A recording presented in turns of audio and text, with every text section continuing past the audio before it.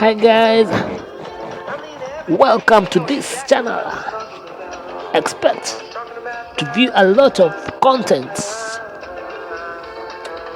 All you nature lovers, as this channel is dedicated to animals in their natural habitat. Today I will kick it off with a look at the African fish eagle.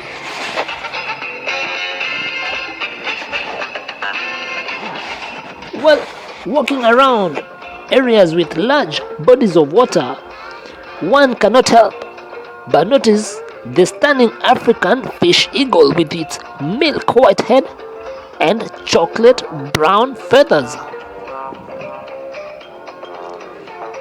The big, bold bird feeds primarily on fish, although it is also known to snatch food from other birds.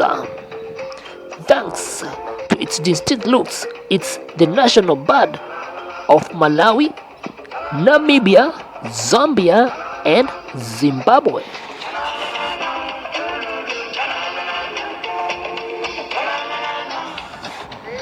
This species of birds have also been sighted in North America, although they are mainly found in Africa.